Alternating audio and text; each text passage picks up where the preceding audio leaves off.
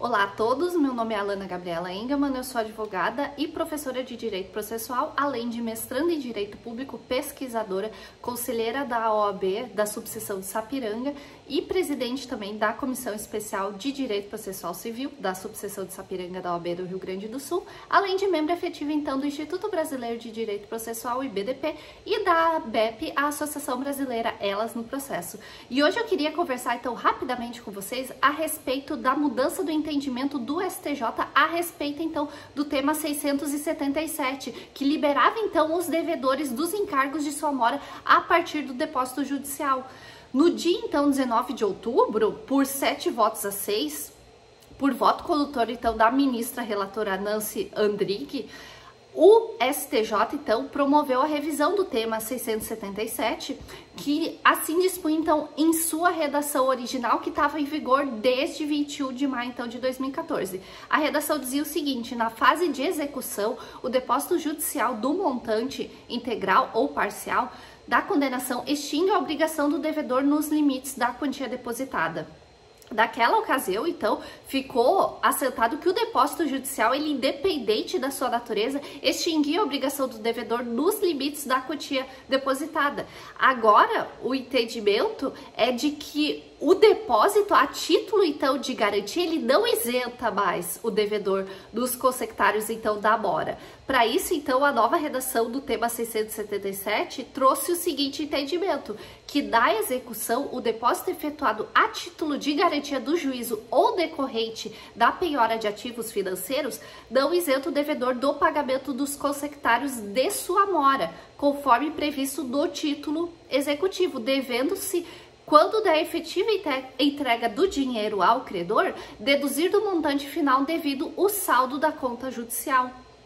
Assim, resta claro, então, de que o STJ, ele teve uma preocupação de não onerar o credor, então, em virtude da demora do pagamento, então, da quantia devida pelo devedor.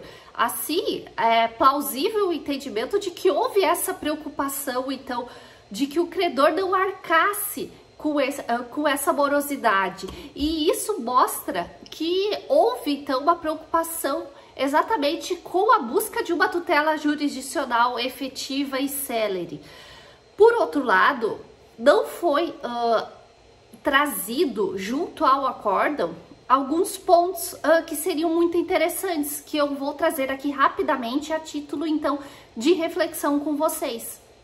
Quando havia essa previsão do tema 677, então, que previa a possibilidade, então, de extinguir e liberava o devedor, então, do pagamento da mora, havia a possibilidade do devedor, então, efetuar a título de garantia o depósito, já com o objetivo, então, de isentá-lo futuramente de um possível pagamento de uma mora, o que acabava, então, por incentivar o devedor a buscar o pagamento, então, dessa garantia, que buscava, então, que ele fornecesse uma garantia ao juízo.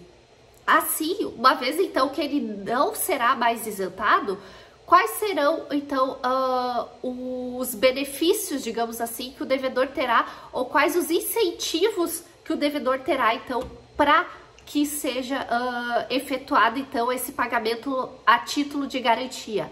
Claro, não podemos se esquecer que o depósito, então, a título de garantia, tinha duas funções essenciais. A primeira era, então, a de isentar do pagamento da mora por parte do devedor e também, então, de suspender o processo de execução enquanto houvesse, então, a discussão a título de embargos a respeito do valor devido. Por outro lado, havia muitos casos em que a parte devedora, ela efetuava o pagamento e ela não tinha o interesse, então, dessa suspensão do processo, mas havia já essa isenção, então, dela a respeito dos encargos de mora. Hoje em dia, que, então, o acórdão não enfrentou essa questão, acaba que o devedor, ele tem um incentivo a menos para que efetue o pagamento a título, então, de garantia, já que não irá isentá-lo do pagamento da mora. Por outro lado, isso é uma questão que somente o tempo irá responder como será ajustado. Por outro lado, fica essa questão, então, a título de reflexão. E cabe também salientar que não houve, então, a modulação dos efeitos da decisão, que a faculdade, então, que é prevista no artigo 927, parágrafo 3º do Código de Processo Civil. Ou seja, não houve, então, a restrição de eficácia temporal a respeito da revisão da tese anteriormente firmada, a razão, então, pela qual o novo posicionamento do STJ ele passa a ser aplicável em todas as demandas já em trâmite e das quais hajam depósitos judiciais. Quaisquer dúvidas a respeito do presente tema, é só deixar um comentário aqui abaixo. Espero que tenham gostado e que tenha ajudado a todos na sua prática. Muito obrigada!